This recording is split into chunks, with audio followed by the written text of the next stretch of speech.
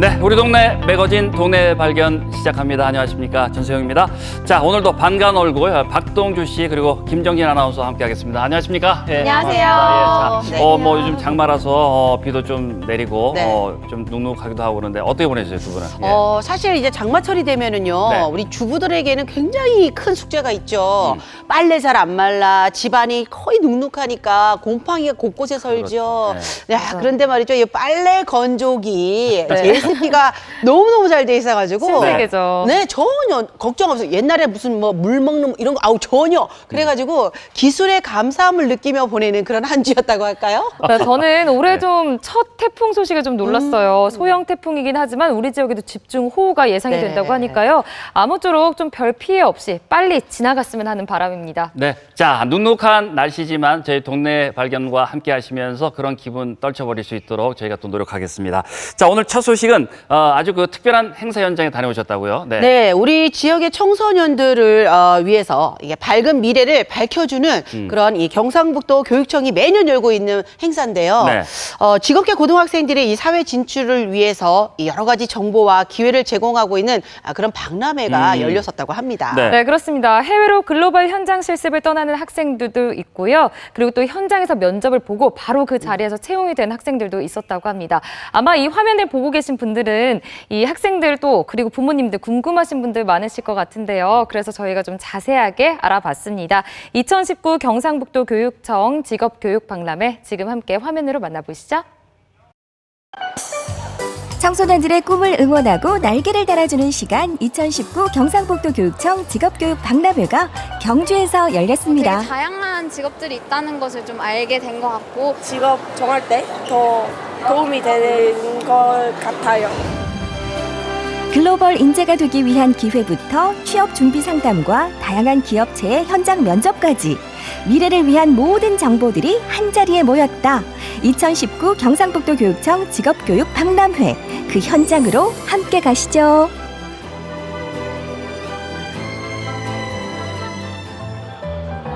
우리 지역의 미래를 이끌어갈 청소년들, 그들을 위해 경상북도 교육청이 나섰습니다.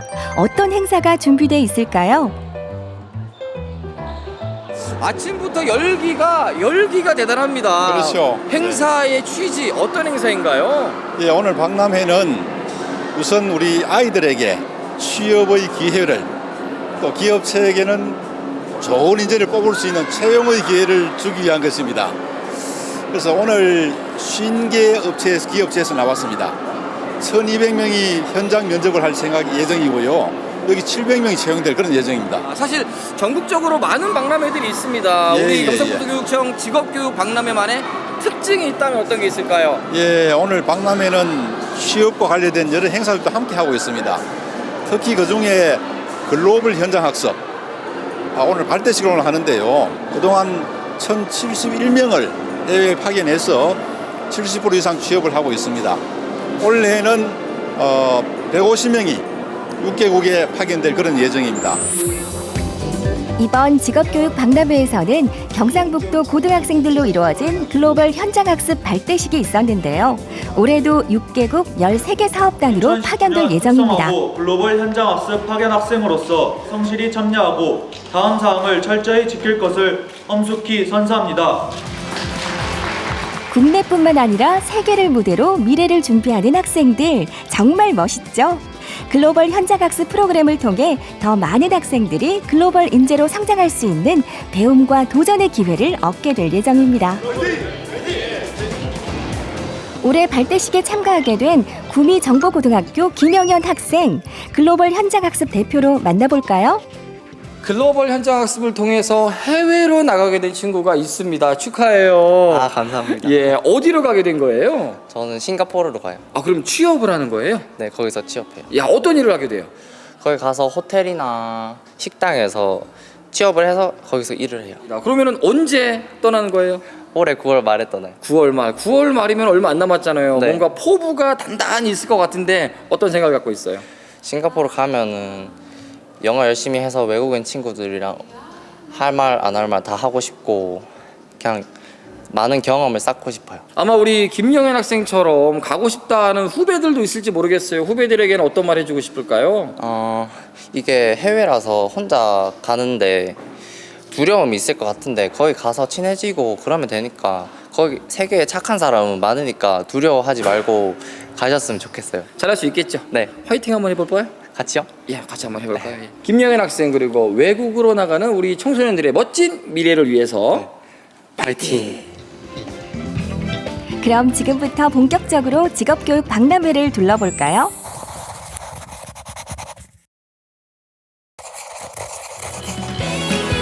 먼저 둘러볼 곳은 취업준비관.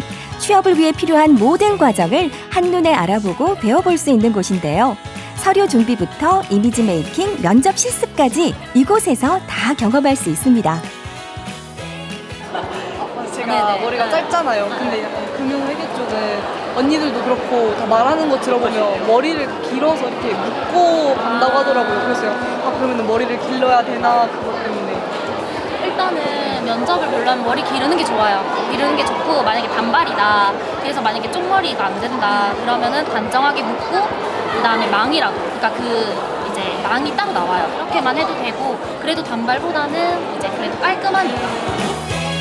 면접을 앞둔 학생들 아무래도 궁금한 게 많겠죠. 뭔가 진로에 대한 이야기일까요? 한창 이야기가 진행 중이에요. 지금 어떤 부분이 궁금해가지고 이미지 컨설팅 부스를 찾아온 거예요? 야 이제 졸업을 하게 되면 바로 이제 면접 준비도 해야 되는데 그때 어떻게 하면 이미지를 조금 더 좋은 쪽으로 바꿀 수 있을지 궁금해서 오게 됐어요. 졸업을 하고 나서 직장을 얻을 때 나는 어떤 이미지를 갖고 싶다 생각하고 있는 것들이 있어요? 제가 과가 금융회계다 보니까 그래도 조금 친절하고 그런 느낌? 이제 여학생들 같은 경우에는 웬만하면 앞머리가 없는 게 좋고 좀 단정하게 묶고 그다음에 이제 만약에 본인이 잘 모를 것 같으면 이제 다양한 블라우스들 중에서 그래도 흰색 블라우스랑 검정 치마 그냥 기본으로 입어주시는 게 좋을 것 같고요. 남학생들은 눈썹은 보이게 이제 좀 짧게 앞머리를 올리거나 아니면 이제 잘라서 그렇게 면접장에 가면 좋을 것 같아요. 취업준비관에서는 면접에 필요한 헤어와 메이크업 노하우도 배울 수 있었는데요. 어떻게 해야 더 단정하고 좋은 인상을 남길 수 있을지 직접 체험해 볼 수 있어서 인기 만점. 집에서 할 때 머리 이렇게 잔머리 못 넘기잖아. 그러면 머리에 뿌리면 잘 안 돼. 빗에 뿌려서 이렇게 봐요. 이게 이런 식으로 빗에 뿌려서 쓰다듬듯이 이렇게 하면 돼요. 순식간에 면접 메이크업 완성!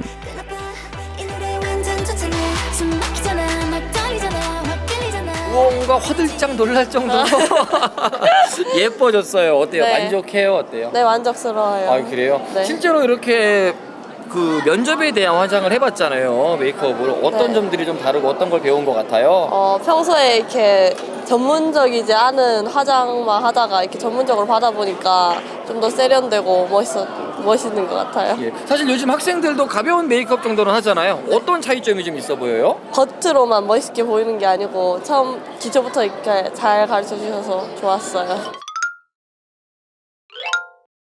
일단 남학생들 같은 경우는 잘하든 못하든 뭐 눈썹이든 피부 뭐 비비크림이라도 정리를 분명히 하셔야 돼요. 안 하면은 정말 안 돼요. 꼭 하셔야 되고 여학생들 같은 경우는 립이나 여기 볼터치라고 하죠. 요 컬러 너무 진하게 하시는데 그렇게 하면은 네 그걸 또 많이 싫어한다고 하시더라고요. 그것만 하고 머리는 거의 뭐 단발이든 뭐든 일단은 묶는 걸 전 추천해 드려요. 거의 뭐 어떤 직종이든.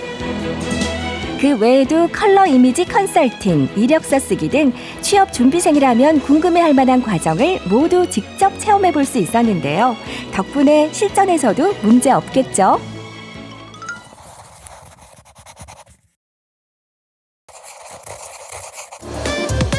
이번에 둘러볼 곳은 현장 면접관.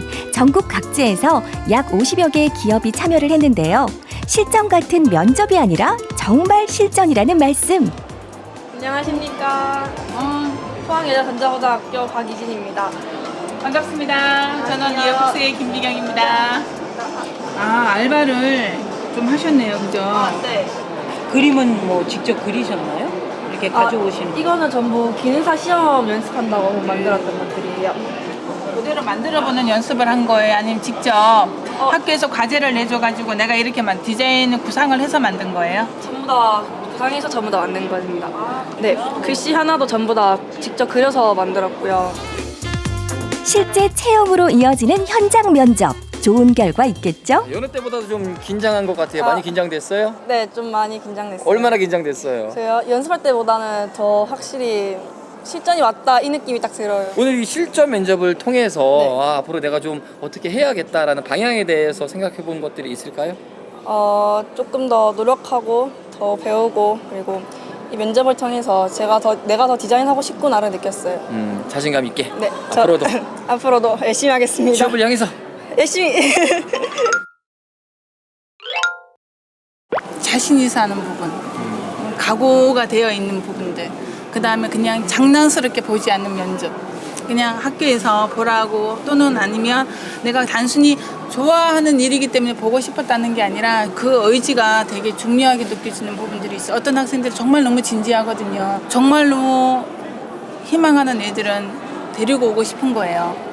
제 학생들이 그래서 그거에 대해서 내가 정말로 자기가 고민하고 있던 부분들을 진지하게 의논하고 또 어떤 노력을 했다는 거를 이야기해주는 친구들을 보면 1, 2, 3위가 매겨지는 부분들이 사실은 있어요. 그렇게 그 부분이 제일 중요한 것 같아요. 단순히 스펙이 높고 낮고 나열의 문제가 아니라 이 일에 대해서 얼마나 애정과 네, 네. 간절함이 있는지 네, 그게 네. 현실적인 우리 채용 과정에서는 네, 큰 네. 알파가 되는군요. 굉장히 중요한 것 같아요. 이번 박람회에서는 토크 콘서트도 열렸는데요. 취업에 성공한 선배들이 후배들을 위해 귀한 경험담을 공유하는 자리였습니다. 본인이 재직 중인 기업이 어떤 기업인지 소개해 줄 수 있겠어요? 선배들은 취업 노하우를 공유하고 후배들은 창업활동 동아리 비즈쿨을 통해 다양한 체험 부스를 운영하며 조금씩 꿈을 향해 다가가고 있었습니다. 경상북도교육청 직업교육박람회와 함께했습니다. 무엇보다도요 많은 학생들이 적극적으로 참여하고 또 적극적으로 즐기고 있는 데에서 와 멋지구나라는 생각을 했거든요. 이 많은 학생들의 에너지로 여러분들에게 외쳐보겠습니다. 멋진 직업인! 우리 지역의 미래인 경북 청소년들을 위해 아낌없는 지지와 후원이 가득한 곳 경상북도 교육청 직업교육 박람회 내년에도 기대해 주세요. 네, 잘 만나봤습니다. 경북교육청 직업교육 박람회 현장을 쭉 이제 다녀왔는데, 일찌감치 저렇게 이제 그 자신의 그 적성을 찾아서 이게 직업을 선택하려는 그 청소년들의 모습이 참 보기가 좋았습니다. 요즘 네. 상당히 그 청년 실업률이 높잖아요. 높죠. 이런 가운데 이제 이런 물꼬를 터주는 그런 행사인 것 같은데 보기 좋았습니다. 네. 네. 사실 맞습니다. 저는 저희 아이가 이제 고등학교를 선택할 때 네. 직업계 고등학교를 선택을 했었거든요. 네, 그래서 사실 남다르지 않습니다. 예. 그래서 보니까 쭉 훑어보니까 정말 다양한 전공들이 요즘에는 또 그렇죠. 있어요. 네. 그래서 들어온 학교도 있고요. 그래요. 그다음에 신기하네요. 예. 펫 요즘 이게 펫 고등학교 네. 이런 것도 있고요. 우리 아들은 이제 자연과학 고등학교에서 자연을 공부하는 그래서 이제 마케팅, 농업 기술 그래서 지게차도 배우고 막 이제 그랬었거든요. 네네. 그래서 이 요즘 전문 어떤 대학의 교육 과정 못지않게 네. 굉장히 프로그램들도 잘 돼 있고요. 네. 네. 아무튼 자기의 꿈을 뭔가 하고 싶은 게 빨리 찾아진다면 그럼요. 그러면은 사실 요즘에 정말 학생들이 배울 수 있는 좋은 이게 바람직한 것 네, 같아요. 기회가 많은 예. 것 같습니다. 맞습니다. 이 청소년들의 진로 선택지가 한 가지만 있는 게 아니라 이렇게나 다양합니다. 사실 우리 학생들이 적성과 소질에 맞게 잘 진학하고 또 꿈을 펼쳐갈 수 있도록 우리 어른들의 도움과 응원이 좀 필요할 것 같습니다. 그렇습니다. 이런 직업교육 박람회는 이제 부모님들과 함께 할 수 있습니다. 그러니까 직업계 고등학교가 어떤 것들이 있는지 또 해외 글로벌 현장 학습은 어떻게 할 수가 있는지 이런 것들을 다 이제 아실 수가 있으니까 학생들과 부모님들이 같이 하면은 오히려 더 좋을 것 같아요. 네.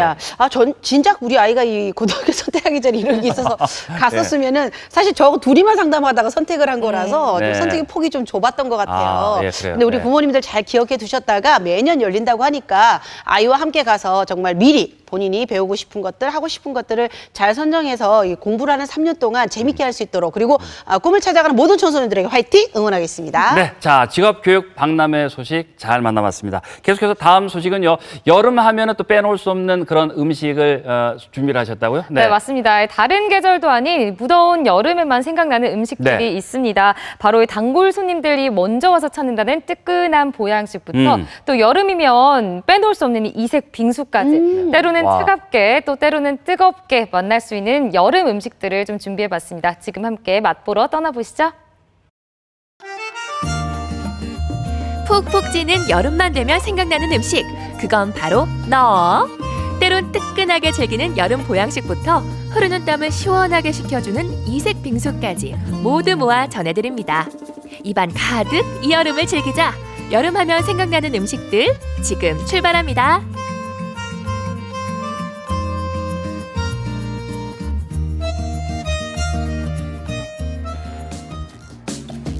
여름하면 생각나는 음식을 찾아서 첫 번째로 달려간 곳입니다. 여기에선 어떤 음식을 맛볼 수 있을까요?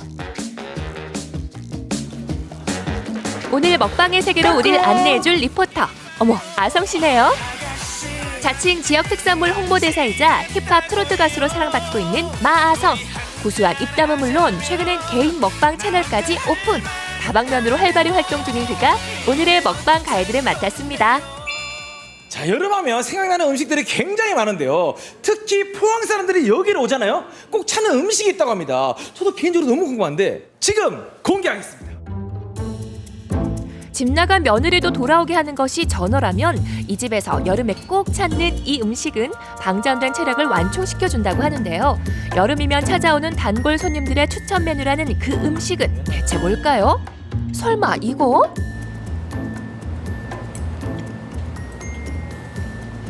어떻습니까? 혹 쏘는 맛이 맛있죠? 진짜 근데 잠시만요. 진짜 못 먹거든요? 네. 이거 생각보다 괜찮네요? 맛있습니다. 근데 그렇게 확 세지도 않아요. 예. 아, 지금 올라오네. 이게 좀 이따 올라오네요. 예? 예, 그렇습니다. 아니 이걸 아까 또 2개씩 3개씩 집어 드시는데. 예. 흑산도 자연산 홍어이기 때문에 네. 여기서 직접 숙성시켜서 그렇게 너무 독하게 톡 쏘지도 않고 적당량 톡 쏘는 게 소주 안주의 최고입니다. 그러면 제가 오늘 먹어야 될 게 혹시 홍어인가요? 아닙니다. 홍어보다 더 훨씬 맛있는 게 있습니다. 훨씬 맛있는 거? 예. 그게 뭔가요? 사장님, 여기 황제탕 하나 주세요. 자, 홍어 받고 여기 황제탕 추가요. 산봉우리 마냥 우뚝 솟아있는 싱싱한 문어를 살짝 걷어내면 각종 해산물에 뜯어야 제맛인 삼계탕까지 우리를 맞이할지니.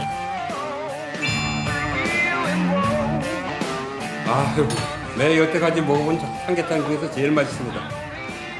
건강해지는 맛이. 건강해지는 맛. 네. 다양한 해물들이 들어가죠. 전복 들어가죠. 또 건강해서 문어도 들어가죠. 해물이 많이 들어가니까요. 깔끔하고 닭 냄새도 안 나고 그래서 좀 질리지 않아서 괜찮아요. 사장님, 와 황제탕 비주얼 완전 충격적인데 맛도 엄청 세 보이던데 이거 혹시 언제부터 하신 거예요? 이거 제가 제대로 한 지는 한 2년 됐고요. 원래는 이제 저희가 홍어 전문점 20년째 하고 있는데 이제 손님들이 여름 되면 자꾸 보양 음식을 찾다 보니까 이제 그 주문을 받아서 하다 보니까 이제 제대로 업그레이드된 이 황제탕이 나온 겁니다. 정식적인 메뉴판에 올리고 낸 지는 이제 한 2년 됐어요.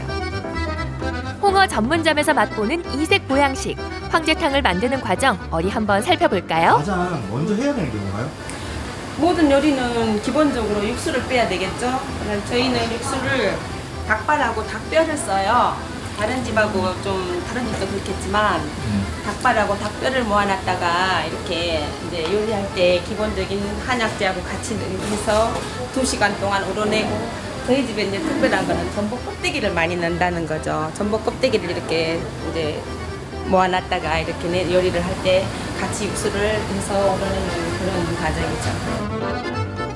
음식 좀 한다는 사람들의 최애템 전복 껍데기부터 황기, 둥글레, 감초 등 들어가는 재료만도 11가지가 넘는다고 합니다.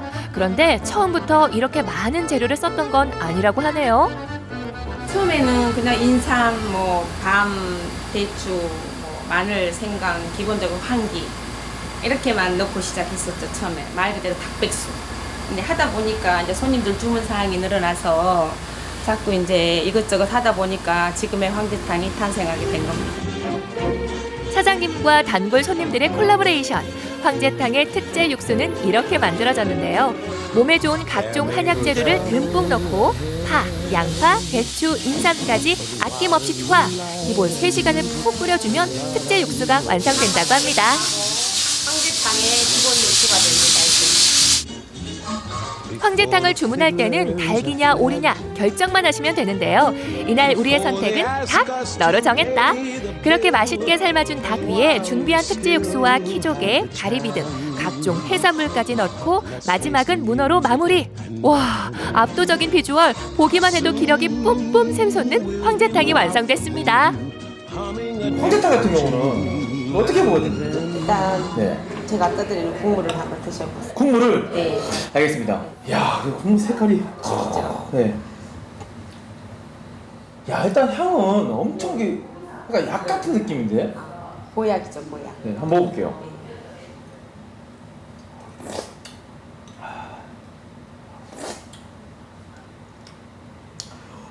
와, 산이죠, 산. 네. 산과 이 바다, 동해바다. 네? 산과 동해바다를 한꺼번에 같이 딱 먹는 기분. 일단 황제탕은 뜨끈한 국물부터 한입하고 시작해야 된다는데요. 몸이 서서히 풀리기 시작하면 바로 닭다리를 뜯어 주세요.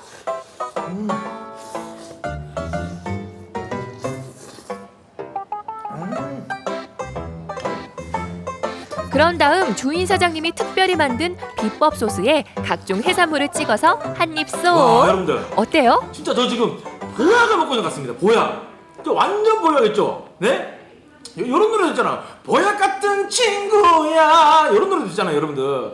몸이 완전 건강해지고 있는 것 같습니다. 제가 요즘에 행사나 방송 때문에 지금 엄청 지금 피로에 쌓였거든요.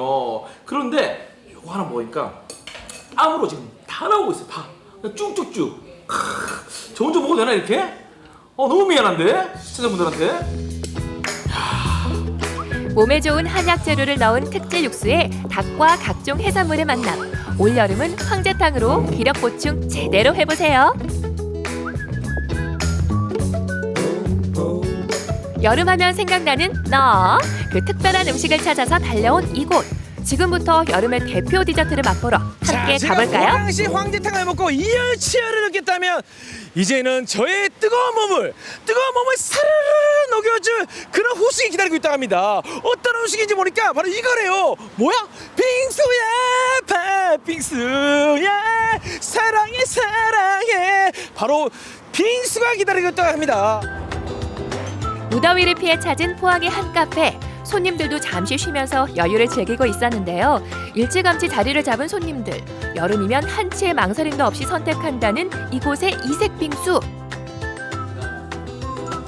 바로 이것. 어머, 넌 케이크니 빙수니? 이렇게 실 같기도 하고 또 무슨 뭐 면 같기도 하고 되게 그냥 안 먹어본 맛이라서 되게 호기심이 일단 생겨서. 다른 빙수는 입안에서 이렇게 좀 씹히는 맛이 있는데 이거는 넣자마자 입에서 바로 살 녹으니까 되게 부드럽고 먹기가 좋은 것 같아요. 과일하고 그다음에 팥하고도 잘 어울리고요. 우리가 기존에 알고 있는 보통의 얼음 모양이 아닌데요. 마치 고운 실을 뽑아낸 듯하죠. 그래서 실타래 빙수입니다. 실타래 빙수에서 가장 중요한 포인트. 역시 가늘고 얇게 뽑아내는 얼음일 텐데요. 어떻게 만드는 걸까요? 어떤 게 들어가나요? 네, 우유랑 연유, 파우더, 휘핑 이렇게 들어가는데요. 제일 중요한 게 비율이기도 하고요. 근데 이게 만든다고 바로 나오지는 않고 숙성을 하루 정도 돼야 이게 농도가 맞아져서 실이 나와요. 단순히 얼음을 갈아 넣는 것이 아니라 각각의 재료를 넣고 알맞은 농도를 맞춰야 실타래처럼 고운 얼음을 만들 수 있다고 합니다. 농도를 맞추는 일도 쉽지 않지만 하루 정도는 냉장 보관을 해서 숙성의 과정을 꼭 거쳐야 한다네요. 그냥 볶게 되면 실이 안 나와요. 그냥 이렇게 종이처럼 나온다고 해야 하나? 농도가 달라져서 그런 것 같아요. 이제 모든 준비 과정이 끝났습니다. 그럼 기계에 넣고 실타래 얼음을 만들어 볼까요? 접시를 앞뒤로 움직여 실을 포개듯이 조심스럽게 얼음을 쌓아 올리는데요.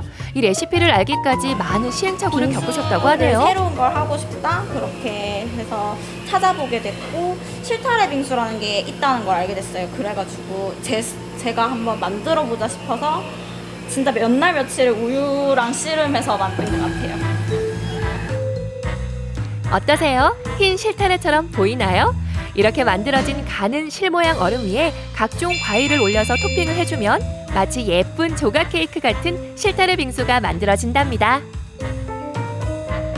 황제탕을 먹고 왔기 때문에 지금 열이 엄청 올라가 있어요. 그래서 제가 지금 잽싸게 먹어야 됩니다. 이거 먹는 방법이 있나요? 네, 저희 같은 경우에는 네. 이렇게 포크랑 나이프가 제공이 됩니다. 포크 나이프로 먹는다고요? 네, 맞아요. 아, 빙수는 우리가 거의 떠먹는 걸로 알고 있잖아요. 저희는 우아하게 썰어서 드시면 되세요. 우아하게? 네. 빙수를 네. 나이프로 썰어서 네. 다른 과일들을 찝어서 같이 드시면 되세요. 같이? 네. 실타래 빙수는 이렇게 포크로 떠서 먹어야 한다는데요. 너무 부드러워서 입안에 넣자마자 사르르 녹아버린다고 합니다. 와. 야, 진짜 엄청 시원하네. 아니, 그리고 빙수가 일반 얼음 빙수가 아닌 것 같은데요? 네, 맞아요. 그 무슨 빙수예요? 좀 아이스크림에 가까운 빙수라고 생각하시면 되세요. 아이스크림? 네네네. 실타래 빙수의 변신은 무죄. 말차에 초콜릿까지 들어가는 재료에 따라 알록달록 다양한 색감의 눈이 즐거운 이색 빙수를 맛볼 수 있는데요. 보관해서 간질간질 실타래가 춤을 추는 듯한 이 맛. 여름에 꼭 먹어야 할 음식으로 추천합니다. 자, 여러분들, 저는 오늘 보양시 황제탕과 그리고 실타래 빙수를 먹어봤습니다. 자, 보양시 황제탕을 먹으면서 건강을 챙겨가고 또 실타래 빙수를 먹어서 더위에 찌든 나의 몸에게 시원함을 착 주니까 여러분들 아주 좋은 것 같아요. 여러분들도 저의 표정과 그 느낌을 다 전달 갔는지 모르겠지만 여러분들 직접 먹어보시면 아주 좋을 것 같습니다. 꼭 한번 오셔서 드셔보시기 바라겠고 다음에 좋은 콘텐츠로 또 인사드리도록 하겠습니다. 여러분들 다음에 또 만나요. 여러분들 안녕. 초복, 중복, 말복으로 이어지는 삼복 더위 속 때론 뜨겁게 기력 회복하고 때론 차갑게 여름철 무더위 날려버리는 건 어떠세요? 이 여름에 즐겨야 더욱 맛있는 음식들 많이 드시고 건강한 여름 보내자고요. 네, 잘 만나봤습니다. 마성 씨, 정말 그 적성에 딱 맞는 그런 직업을 예, 택하신 것 같아요. 네. 그런데 이제 황제탕부터 이제 실타래 빙수까지 봤는데 정말 여름에 꼭 먹어보면 좋을 그런 음식들인 것 같습니다. 네, 뭐 사실은 이게 먹는 건 제가 나가야 되는데 네. 네, 나간다고 해서 사실 조금 살짝 그렇네요. 예. 살짝 기분이 좀 나쁘지만 네, 그래도 예. 요즘 워낙 약골이라고 본인이 그래가지고 좋은 거 먹으러 간다 그래서 제가 양보했는데 네. 어제까지 제가 물어봤어요. 궁금해가지고 저도 네. 황제탕 이름부터가 그래서 맞아. 어땠냐 했더니 네. 들어가는 재료만 봐도요, 뭐 맛은 물론이고 아주 귀한 음식을 먹어가지고 좋았어요 이러면서 굉장히.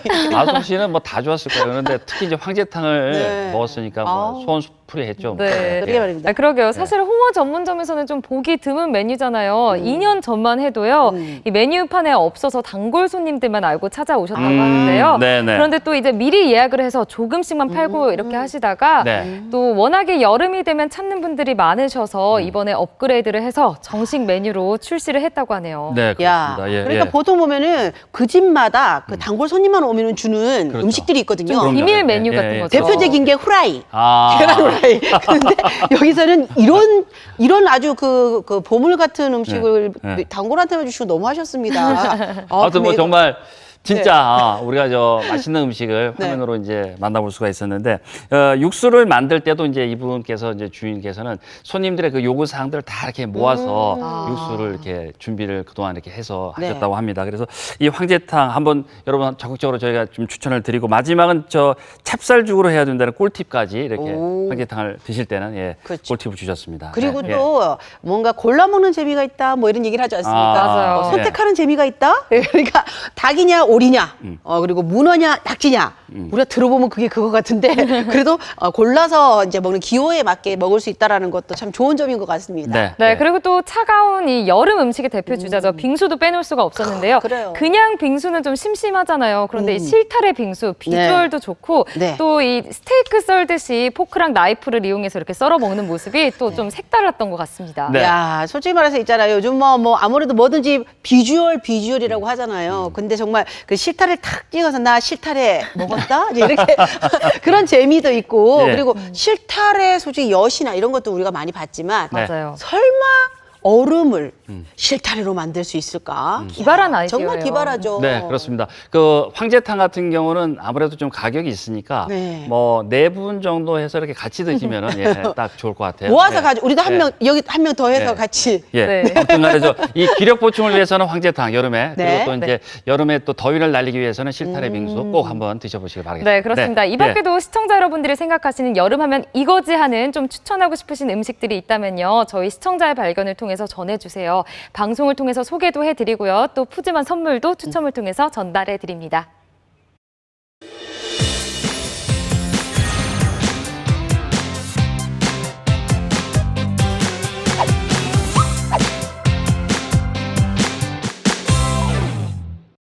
네, 동네 발견 이번에는 초대석 시간입니다.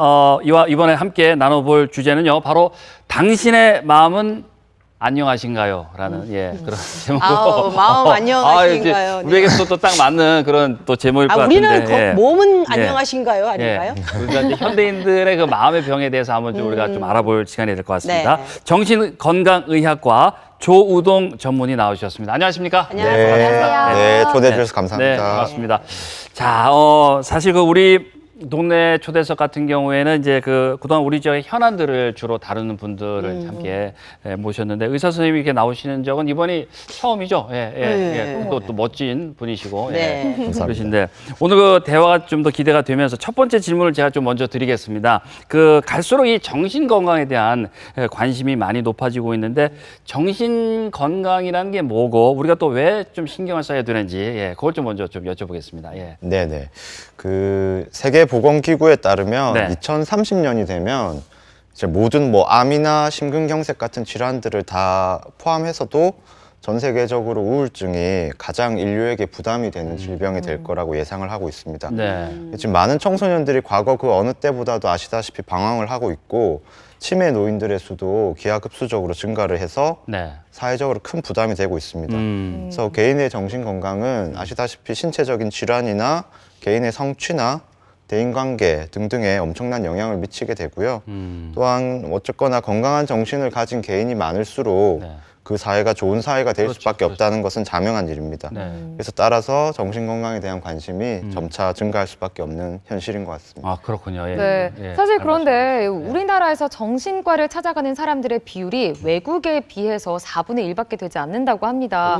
그런데 또 이 자살률은 세계 1위잖아요. 그렇다면 이 통계적으로만 봐도 더 많이 정신과를 찾아가고 또 좀 의견을 받아야 될 텐데 그렇지 않은 이유가 좀 뭘까요? 네, 우선 우리나라 사람들이 서구 사회에 비해서 굉장히 남들의 시선을 많이 신경을 씁니다. 그리고 정신과 환자라는 낙인을 굉장히 두려워하는 게 큰 이유가 되겠고요. 그리고 여러 잘못된 정보들이 있는 것 같습니다. 예를 들어서 보험 가입에 제한을 받는다거나 기록이 남아서 기록이 남아서 취업이나 대학을 갈 때 제한이 된다더라.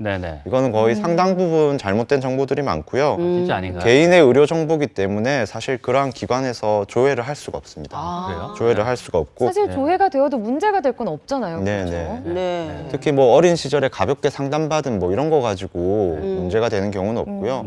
제가 알기로 딱 국정원이나 경찰같이 이렇게 총을 다루는 직업 그 정도는 개인의 동의를 얻어서 조회를 아마 해볼 수도 있을 것 같습니다. 굉장히 좀 중요한 얘기인 것 같아요. 왜냐하면 제가 제 친척분 중에도 이제 약간 이제 좀 이런 어떤 정신 질환을 좀 우리가 느끼는데 본인은 이게 취업에 어떤 문제가 되기 때문에 절대 안 가겠다는 거예요. 그러니까 이런 어떤 저희도 사실은 모르니까 그런가 보다 하고 사실은 저희도 방치를 했었는데 절대 그런 기록이 남지 않는다는 거. 네. 예, 그거는 오늘 확실하게 알아야 될 것 같습니다. 네, 맞습니다. 네네. 그리고요, 성인 정신과 전문이기도 하지만 소아 정신과 전문이기도 하시잖아요. 네네네. 그 두 개 차이가 있을까요? 정신은 왜 우리가 좀 똑같다고 생각을 하잖아요. 네, 그 과거에는 이제 성인 정신과는 많은 분들이 찾아오셨었고요. 아시다시피 뭐 조현병, 우울증, 공황장애 등등으로 오셨습니다. 근데 요즘은 이제 소아 청소년 정신과에 대한 수요가 굉장히 늘어나고 있고 네. 절대적인 아동 숫자는 빠르게 줄어들고 있지만 예를 들어서 소아 청소년 우울증이나 발달 장애, 청소년 자해 요즘 굉장히 많고요. 틱 장애, 뭐 ADHD 등등 게임 중독. 그래서 광범위하게 진단되고 있고 이게 꼭 약물 치료뿐만이 아니라 병원에서 할 수 있는 뭐 언어 치료나 놀이 치료, 기타 청소년 상담에 대한 수요도 늘고 있는 걸로 보여서 그런 걸로 보입니다. 예를 들어서 18에서 한 24개월 정도 아이들만 해도 요즘은 숙련된 소아정신과 의사가 보면 자폐나 발달장애 진단이 충분히 가능해서 아기들도 진료실, 정신과 진료실에서 종종 만나고 있습니다. 그러면 그 어린아기의 행동에서 엄마가 얘가 조금 다른 아이와 다른 어떤 증상을 보인다면은 상담을 빨리 해보는 게 좋은 거겠네요. 조기 집중적인 치료가 그 아이의 평생의 예후에 가장 큰 영향을 미치기 때문에요. 조기 치료가 중요하군요. 18개월에서 24개월이면 이미 치료가 들어가야 됩니다. 예, 진단은 당연히 더 빨리 이루어져야 되고요. 그렇군요. 네. 그러니까 정말 그 중요한 말씀을 해주셨는데 그 현대인들의 또 이런 그 정신 건강을 이야기할 때 그 이제 우울증에 대한 이야기를 좀 많이 하거든요. 네. 예, 뭐 얼마 전에 또 유명한 분도 뭐 또 이렇게 네. 자살을 또 했다고 그러지 않습니까? 네. 우울증 때문이라고 얘기도 하는데 우울증이 정확히 어떤 겁니까? 예. 우울증은 다들 아시는데 흔한 정신질환으로 가장 흔하죠. 가장 흔하고 특히 여자분들에게 많습니다. 마음의 감기라고 불리는데요. 이거는 뭐 마음의 감기라고 하지만 사실은 뇌질환이죠. 뇌질환. 뇌에서 모든 감정을 조절하니까요. 근데 이제 우울증에는 가벼운 우울감에는 뭐 치료를 받을 필요는 없겠지만 심각한 우울증의 경우에는 당연히 상담과 치료가 필수적이고요. 중간 정도 이상의 우울증은 요즘은 뭐 여타 약물들이 굉장히 잘 나와서 부작용 없이 안전하게 우울증을 개선할 수 있고요. 우울증 약물 같은 경우에는 사실은 또 많은 분들이 우려하시는 중독 성향이나 내성이 생긴다거나 이런 것들은 거의 없다고 보셔도 무방합니다. 아, 그렇습니까? 네, 수면제나 신경안정제가 아니기 때문에 많은 도움이 사실 될 수 있습니다. 그렇군요. 네. 그런데 사실 이 사람의 마음이 항상 좋을 수는 없잖아요. 저만 해도 아침에는 기분이 좋았다가 저녁 되면 또 기분이 나빴다가를 반복하는 조울증 아니에요? 그건 조울증? 그게 일상인데 이게 사실 뭐 기분이 좋을 때도 있고 나쁠 때도 있고 한 거 아니겠어요. 네, 그런데 그렇죠. 어느 정도 이런 기분이 지속이 되어야 우리가 좀 우울증인가라고 생각을 해볼 수 그 있는지. 정도의 어떤 그런 기준이 있을 것 같아요. 도대체 우울증의 기준은 뭘까요, 선생님?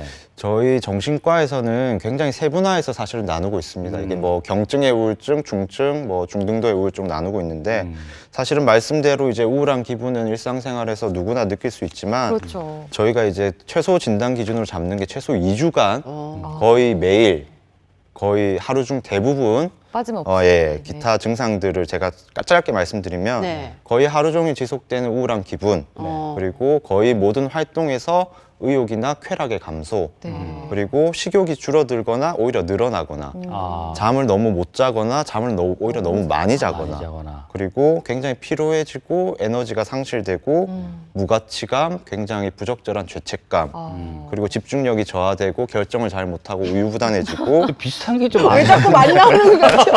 근데 이게 그리고요. 가장 중요한 게 이제 반복적으로 죽음에 대해서 생각이 되거나 반추하게 되고 자살에 대해서 계획하게 되고 중요한 뭐 포인트네요, 심각한 이게. 이런 증상들이 최소 2주 이상 보이면서 개인의 기능에 많은 영향을 미쳤을 때 우울증을 진단하고 있습니다. 어떡하지? 정말 아니 저 몇 개? 아니 얼마 전에만 일주일 동안 패딩 입고 진짜 이불에서 꼼짝도 안 하고 누워 있었는데 일주일 만에 끝냈습니다. 다행히. 그리고 좀 그 좀 전에 뭔가 공감하셨던 게 이제 우리 갱년기가 되면 우울증이 온다라는 얘기를 하거든요. 그거는 또 갱년기에 오는 우울증은 좀 다른가요? 아니면 갱년기의 우울증은 아무래도 호르몬의 영향을 많이 받고요. 특히 이제 여성분들 같은 경우에는 그 시기쯤 돼서 아이들이 많이 이제 대학이라든지 많은 곳으로 떠나게 됩니다. 그래서 뭐 빈둥지 증후군이라고 얘기하기도 하고요. 남성들도 역시 갱년기쯤 해서 퇴직과 여러 가지 심리적인 것들이 많이 겹쳐서 호르몬의 영향에 사실 더 취약해지는 시기이기 때문에. 그럼 그때도 가서 이제 상담을 하는 게 좋은 거죠. 아, 그렇죠. 그냥 그럼요. 뭐 이 나이에 뭐 이런 거 아니죠. 네네네. 그러니까 이제 지금 전문의가 나오셨으니까 당연히 네. 상담을 받으셔야죠. 언제 날짜 좀 예약을 하세요. 같이 한번 손잡고 가죠. 네. 손잡고 같이 가야 될 것 같습니다. 네, 자 네. 그리고 이제 사실 좀 이런 이야기가 제일 걱정되는 건 이제 뭐 그 자살을 한다던가 뭐 이런 것들을 통해서 사실은 우리가 몰랐는데 그랬구나. 뒤늦게 사실 우리가 주변 사람들의 그 우울증을 확인하는 경우가 참 그렇죠. 많거든요. 네. 그러니까 그런 어떤 우울증 증세가 네. 어떤 건지를 좀 우리가 안다면 아까 이제 본인이 이제 자각하는 거였지만 일반 우리가 주변 사람들을 아, 이런 상태가 우울증이구나라고 우리가 좀 눈치챌 수 있는 게 있다면 어떤 거? 그리고 이제 그걸 통해서 이제 또 주변 사람들이 어떻게 또 이제 그쵸. 대해줘야 되는지 그 부분에 대한 중요하니까요. 것들. 네네 말씀. 네. 일단 그 자살 유가족들이 사실 평생 고통받으면서 살아가고 있고요. 네. 정말 그 심각한 문제가 되고 있고 자살 유가족만의 어떤 그런 자조 모임 같은 것도 서로 간에 이제 도와주기 위해서 그런 것들도 있는 상태입니다. 일단 우울증이 아까 말씀드린 그런 간단한 진단 기준 이외에 여러 가지 연령대별로 특징적인 행동 증상들이 나타날 수 있고요. 짧게 말씀드리면 소아청소년 아이들 같은 경우에는 짜증이 늘고 반항하고 등교 거부 그리고 성적이 떨어지고 비행 행동을 갑자기 보인다거나 뭐 애매하게 여기저기 아프다고 한다거나 이런 게 있을 수 있고요.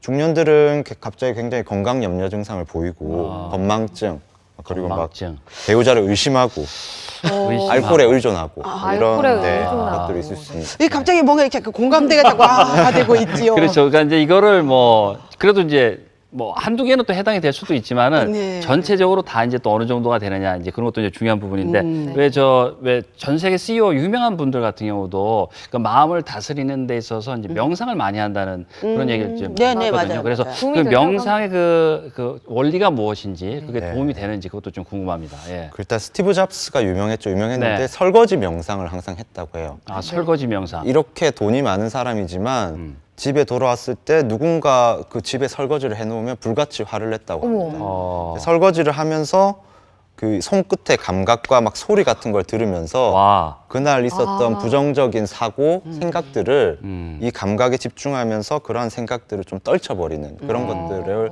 늘 하루 중에 마지막에 수행을 했다 그러고요. 명상의 핵심은 이제 여러 가지 많지만 이제 짧게 말씀드리겠습니다. 인간의 정보 처리에 굉장히 용량에 제한되어 있습니다. 저희가 감각에 집중을 하게 되면 부정적인 사고는 당연히 줄어들 수밖에 없습니다. 사람이 이 머릿속에서 처리할 수 있는 것들이 딱 제한되어 있기 때문에 그렇고요. 그래서 명상을 통해서 신체나 주변의 감각에 집중을 하게 되면 나의 부정적인 생각이 줄어든다는 원리고 그거는 뭐 대표적으로 호흡에 집중할 수도 있고 신체 감각에 할 수도 있고 주변의 새소리나 요즘 뭐 ASMR 같은 그런 뭐 평화로운 소리나 또는 뭐 시각에 집중을 할 수도 있습니다. 그렇게 해서 부정적인 사고를 줄어드는 경험을 할 수 있고 예를 들어서 하루 10분 제대로 된 방법으로 꾸준히 한다면 마치 나의 부정적이었던 뇌를 샤워하는 듯한 씻어내는 듯한 기분이 들 수도 있을 것 같아요. 의사 선생님도 명상하세요? 가끔 하세요? 네. 저는 개인적으로 최면도 배웠고요. 최면을 배웠다고요? 네, 최면도 배웠고 네. 최면을 또 일선 이게 아니고요. 이제 스스로에게 이제 최면을 통해서 명상을 그 하는 평소 관심이 좀 많으시네요. 네, 많아요. 그래서 명상 같은 것도 스스로 좀 굉장히 많이 하는 편이에요. 명상에 도움이 되는 것 같긴 합니다. 그런데 사실 이 보통 사람들이 정신과를 한번 찾아가 볼까 하다가도 시간도 없고 또 우선순위에 밀리면서 좀 미루는 경우가 많거든요. 그런데 어떤 시점에 정신건강의학과 좀 찾아가 봐야 될까요? 어떤 경우여야 할까요? 타이밍. 네, 일단은 여러 심리적인 증상 때문에 개인의 어떤 직업적, 사회적 또는 학생이라면 학교에서의 기능 저하가 명백하게 몇 주일 이상 관찰되면 꼭 생각을 해보셔야 되고요. 심리 증상이 너무 다양하니까 다 말씀을 못 드리겠고 다만 이제 정신과적인 응급이라고 하면 자살이라든지 자해에 대한 충동이 계속 든다거나 환각이나 망상 같은 그런 조현병, 정신병적 증상들을 경험하고 있다거나 폭력성이 조절이 안 된다거나 조절되지 않는 음주로 자기의 건강을 해치고 있다거나 뭐 음주운전을 막 수시로 반복한다거나 이럴 경우가 해당될 수 있겠습니다. 정신질환에 속하는 정신질환이죠. 제 주변에는 그냥 에브리데이 에브리나잇 술 드시는 분 계시는데 에브리나잇 술을 드신다고요? 네, 근데 그렇게 저희 엄마요. 근데 전혀 그러니까 그래요? 그 중독인가? 근데 그걸 통해서 그냥 본인은 반주다 뭐 이러면서 그것도 이제 우리가 왜 명상을 해서 내 정서를 정화하듯이 하나의 수단이 아니겠 말해놓고 괜히 말했다 싶어서 또 들리다 하는데 네. 어쨌거나 이제 그 지금 현재 우리가 굉장히 그런 그 우울증이라든지 정신에 대해서 관심이 많잖아요. 그러니까 아까 제가 농담 삼아 있잖아요. 뭐 일부러 있잖아요. 푹 쉬고 싶고 그냥 왜 좀 약간 꾀병처럼 뭐 이런 것들은 그냥 꾀병이겠죠. 꾀병이겠죠. 그럴 것 같아 보이는데. 쉬고 싶을 때가 있잖아요. 네. 그리고 또 제 주변에는요. 자기가 무슨 뭐 도인 있냐.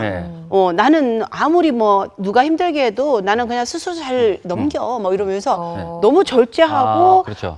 그걸 승화시킨다고 해야 되나? 그러니까는 그것도 사실 좀 안 좋을 수도 항상 뭐 행복하다. 뭐 좀 나는 뭐 별 문제 없다. 이렇게 생각하시는 얘기를 하시는 분들도 계시단 말이에요. 그분들도 상담을 진짜 행복하실 수도 있는데. 근데 일생을 약간 아까 우울증 말씀드렸지만 뭐 조증 또는 경조증이라고 해서 굉장히 액티브하고 막 늘 기분이 좋고 약간 행복한 가운데서 살아가시는 분들도 있어요. 근데 주변에 이분들이 간혹 가다가는 또 우울증에 심하게 빠진다면 사실은 기분 장애를 의심해 볼 만은 하고요. 근데 이제 말씀하신 것처럼 인간의 이제 방어 기제가 워낙 다양하기 때문에 나는 괜찮고 나는 굉장히 고귀한 사람이고 승화된 방어 기제를 많이 보이는데 그런 사람들 중에 그래도 뭐 전혀 다른 기능에 문제가 없고 개인의 어떤 특별히 심리적인 갈등이 없다면 그것대로 좋은 일이겠으나 다만 이러한 것들이 오로지 그냥 좋게만 유지되는 게 아니라 다른 문제들이 있다면 그것도 역시 상담을 한번 받아볼 필요는 있을 것 같습니다. 또 상담 좀 받아야 되고 특히 이제 또 이제 사회 문제가 되는 게 있잖아요. 조현병. 이걸로 인한 이제 뭐 범죄들 같은 것들이 이제 일어나는데 조현병이라는 게 뭔지 그것도 좀 궁금하고 또 한편으로는 또 이 편견도 있을 것 같아요. 그건 어떤 것들이 있는지. 조현병은 사실은 진단 기준은 조금 간단합니다. 간단한데 망상, 뭐 피해 망상 또는 과대 망상, 누가 내 이야기하고 있다, 감시당하고 있다 이런 망상과 그리고 환청 또는 환시 같은 환각 증상들 그리고 말이 굉장히 이상하죠. 이게 들어봤을 때 굉장히 지리멸렬한 언어들을 보이고 그리고 막 여름에 겨울옷 입고 다닌다거나 공공장소에서 이상한 행동을 한다거나 그런 약간 그런 포함이 되시는 거 아닌가요? 아니 그 몸살이고 그런 특이한 행동들 그리고 특징적인 것 중에 하나는 감정이 잘 느껴지지가 않아요. 약간 텅 빈 거 같은 느낌 그런 느낌들을 또 받을 수 있습니다. 그런 것 중에 2가지 이상 증상이 6개월 이상 보였을 경우에 6개월 이상? 조현병을 사실 의심해 볼 수 있는데 잘못된 편견도 있잖아요. 네, 잘못된 편견이 있죠. 조현병이 얼마나 되는 줄 아세요? 그 비율이요? 별로 없지 않나요? 저는 좀 사실 조현병이 생소하기도 10%? 한데 10% 정도? 10%는 너무 많은 것 같고 너무 많죠. 3% 정도 100명당 1명입니다. 100명당 1명. 1%. 저희 우리나라 5천만이라 따지면 50만 명이 조현병이라고 할 수 있고요. 전 세계적으로 동일합니다. 그러니까 정말 타고난 질병이라는 건데 다만 이제 대표적인 편견이 위험하다, 범죄를 저지를 것 같다, 평생 치료가 안 되고 정신병원에 있어야 될 것 같다 그런 느낌들인데 실제 이제 최근에 사건들도 있었지만 관리되지 않은 조현병 환자들이 충동 조절이 안 돼서 또는 망상 때문에 그런 심각한 범죄를 저지른 경우는 있었지만 경찰청 통계에 따르면 범죄율이 일반인에 비해서 떨어지는 것은 명확하고요. 그리고 가장 중요한 것은 잘 관리된 조현병들은 충분히 우리 사회 안에서 같이 살아갈 수 있고 다만 초기 증상 발생 때부터 치료를 시작하는 기간까지가 길어지면 길어질수록 예후가 좋지 않은 걸로 되어 있습니다. 그래서 빠르게 치료 시작하는 게 중요할 것 치료가 중요하네요. 그러니까 우리가 이제 매스컴에서 이제 접할 때 워낙 이제 조현증 이게 그 환자가 이렇게 사고를 냈다고 하니까 많은가 보다 위험하다라고 생각하는데 아까 말씀하시기로는 오히려 그분들이 그런 사고를 내는 비율은 더 낮다라는 거잖아요. 그러니까 위험한 건 꼭 아닌 수 있는. 그렇군요. 조기 치료가 중요한 건 맞는 것 같은데 사실 우리 아이들이 겪고 있는 정신질환 중에도 가장 많은 부분을 차지하고 있는 것이 적대적 반항 장애라고 제가 들었습니다. 그 뒤를 ADHD가 차지를 했는데요. 보통 적대적 반항 장애가 있으면 ADHD가 있는 경우가 많다고 하는데 이건 또 사실인지 이게 정신질환이 생기는 정확한 원인은 또 무엇인지 좀 궁금합니다. 네, 그건 조금 약간 반대로 생각하셔도 되는데요. 일단은 적대적 반항 장애가 가진 아이들이 다 ADHD는 아니지만 ADHD가 있는 경우에 나중에 적대적 반항 장애가 같이 생기는 경우가 많습니다. 왜냐하면은 ADHD 친구들이 굉장히 주의 집중력이 부진하고 산만하고 충동적으로 행동하기 때문에 가정이나 학교 친구들에게 끊임없이 꾸중을 듣습니다. 그쵸, 맞아요. 꾸중을 듣다 보니까 아이의 부정적인 정서나 반항 행동이 더 강화되고요. 그러다 보니까 또 그 어른과의 관계가 안 좋아지고요. 그래서 적대적 반항 장애까지 같이 동반 진단되는 경우가 많고요. 근데 이제 ADHD 같은 경우에는 사실은 신경 발달의 위성숙 때문에 일어나는 질환으로 보고 있고 한마디로 이제 타고난다는 이야기입니다. 그래서 다만 이제 이런 주의 집중력과 충동성을 조절하는 게 이제 대뇌 전두엽인데 전두엽 부위는 이제 사춘기 넘어서 성인기까지 꾸준하게 발달을 하는 부위이기 때문에 특정 시기에 병원 치료뿐만이 아니라 뭐 약물 치료, 부모 교육, 놀이 치료 등등을 병행을 한다면 충분히 나중에 좋아질 수 있고 오히려 더 영리하고 에너지 있는 성인이 되기도 합니다. 그러면은 이게 이제 제가 듣기로는 어찌 보면 HDH는 그냥 선천적으로 이제 좀 타고나게 이제 태어나는 성향이라는 건데 요즘 또 우리 많은 그 부모들은 이 게임을 너무 많이 해서 애들이 이 게임 중독으로 인해서 그렇게 되는 게 아니냐 후천적으로 이렇게 생각하시는 분들도 많거든요. 근데 거기 그런 어떤 질환과 이런 어떤 게임 중독 이게 연관성이 있을까요? 네, 그것도 좀 생각해 볼 필요가 있는데 게임 중독이 있는 친구들 중에 ADHD 경향이 있었다면 ADHD 증상이 조금 더 악화될 수는 있을 것 같습니다. 근데 다만 게임 중독의 원인들이 다양한데 게임 중독의 그 순수한 게임 중독은 많지 않고요.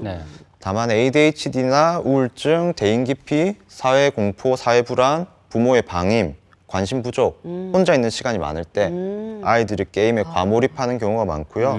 결국적으로 주변에서의 칭찬이 부족하고 다른 쪽에 성취감을 느끼지 못하고 보람을 느끼지 못하는 아이들이 즉각적인 보상이 나오는 게임에 중독되게 된다는 거죠. 그래서 우리 아이가 게임 중독이라는 생각이 드시면 사실은 이 아이의 내면의 심리 상태가 어떤지를 먼저 파악하실 필요가 있고요. 내면의 심리 상태가 치료가 된다면 정신과를 부담 없이 방문하시고요. 근데 이제 그렇게 하다 보면 이제 적절히 치료하다 보면 게임 중독은 이제 따라서 좋아지는 경우가 많죠. 예를 들어서 컴퓨터 없애고 뭐 스마트폰 뺏고 이런 건 사실 큰 도움이 안 됩니다. 오히려 더 적대감을 불러일으키고 부모 자녀 관계가 극악으로 치닫고 그러면 애들 컴퓨터 없애도 엄마 지갑에서 돈 훔쳐서 PC방 가거든요. 그래서 우리 아이들이 이제 게임이 아닌 어떤 다른 활동에서 성취감을 느낄 수 있을지 흥미를 느낄 수 있을지 같이 인내심을 가지고 찾아보시고 부모가 예를 들어서 주말마다 재밌는 활동을 같이 하러 다니고 친구들이 늘 불러내는 그런 인성 좋은 인기 있는 아이는 결코 게임 중독이 되지 않습니다. 야, 이거 정말 중요한 건데요. 그러니까 지금 우리 부모님들이 우리 애가 게임 중독이라서 이렇게 정신질환을 알아라고 잘못 생각하고 있는 건데 그런 게임 중독에 빠져 있으면은 내가 우리 아이한테 관심을 너무 안 줬고 대화를 안 했고 우리 아이가 놀이가 없었구나라고 오히려 반성하면서 우리 아이가 게임을 좀 안 할 수 있도록 해주는 게 우리 부모들이 해줘야 될 역할인 거예요. 그렇군요. 이제 게임을 뭐 하는 거에 대해서 이제 뭐 부모님들 입장에서는 공부 안 하고 왜 저런 거 하느냐 이제 할 수도 있겠지만은 또 그것도 요즘 그 트렌드죠. 트렌드고 또 이제 그걸 또 잘 활용하면은 오히려 더 이제 그 앞으로 온 세대 또 더 좋은 방향으로 갈 수가 있기 때문에 보는 시각에 따라 다른 것 같은데 이제 특히 이제 뭐 젊은 친구들도 그렇습니다만 이제 노년이 되면은 또 정신 건강에 대해서 관심이 많아지거든요. 감정 기복도 많아지고 이 정신 건강을 좀 나이가 들면 또 좀 체크해 볼 필요가 있겠죠. 사실은 노년기 정신 건강이 굉장히 간과되고 있고요.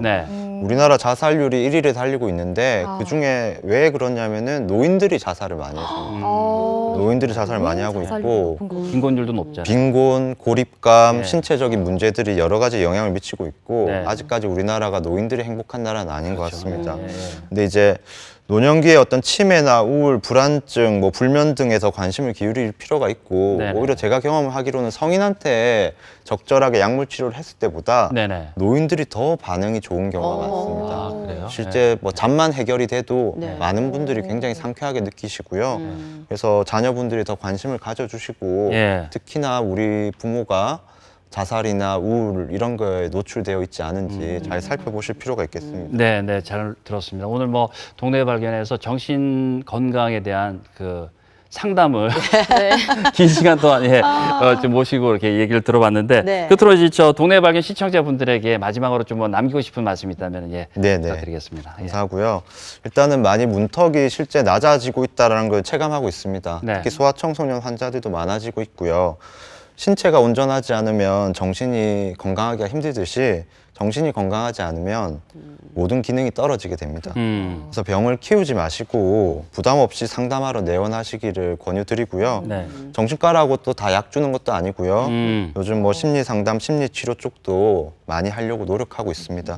그래서 지금 어떤 정신 건강 문제 때문에 고통스러워하시는 분들이 조금 더 부담 없이 오셨으면 좋겠다고 생각하고 있습니다. 정말 중요한 포인트인 것 네, 같아요. 그렇습니다. 오늘 뭐 참 그 좋은 이야기들 많이 들었고 이 동네 발견에서 이런 시간을 또 좀 자주 좀 마련하면은 좋을 것 너무 같습니다. 좋네요. 다음에는 네. 저기 어떤 쪽으로 갈지 한번 고민을 한번. 다음에 이명이요. 아무튼 사실 그 신체 건강만큼이나 중요한 게 이제 정신 건강 아니겠습니까? 이제 모든 병이 또 이 정신 건강과 신체 건강이 다 이제 연관이 되어 있는 부분인데 그렇죠. 이 정신에 대한 부분도 우리가 또 항상 또 문제가 생기면 조기 발견해서 치료하는 그런 그 습관을 또 기도로 하고요. 자, 오늘 우리 동네 초대석 좋은 말씀 전해주신 분입니다. 정신건강의학과 조우동 전문의 오늘 감사합니다. 네, 수고하셨습니다. 감사합니다. 감사합니다. 네.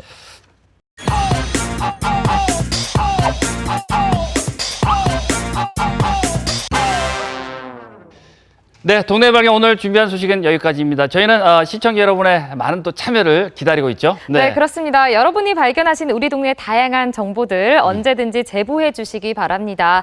우리 동네 맛집, 새로 생긴 멋진 곳, 그리고 또 행사 등등 깨뚝창으로 남겨주시면요. 동네 발견이 어디든지 달려가겠습니다. 네, 그리고 브이로그 특공대도 여러분의 참여를 기다리고 있습니다. 브이로그 특공대란 우리 지역의 행사나 여행지, 맛집 이런 곳들을 여러분께서 영상에 담으셔서 저희 동네 발견과 함께 공유하시는 우리 지역의 크리에이터, 유튜버라고 하죠. 여러분들을 저희가 모시도록 하겠습니다. 네, 참여 방법 역시 간단합니다. 깨뚝창으로 직접 찍은 영상과 함께 간단한 자기소개를 남겨주시면 되고요. 그리고 또 브이로그 특공대가 되시면 소정의 영상 제작비 지원도 함께 받으실 수 있습니다. 여러분의 많은 참여 부탁드립니다. 네, 시청자의 발견, 또 브이로그 특공대 시청자 여러분의 많은 참여 기다리고 있겠습니다. 동네 발견 다음 주 이 시간에 더 알찬 소식으로 찾아뵙겠습니다. 함께해 주신 여러분 고맙습니다. 고맙습니다.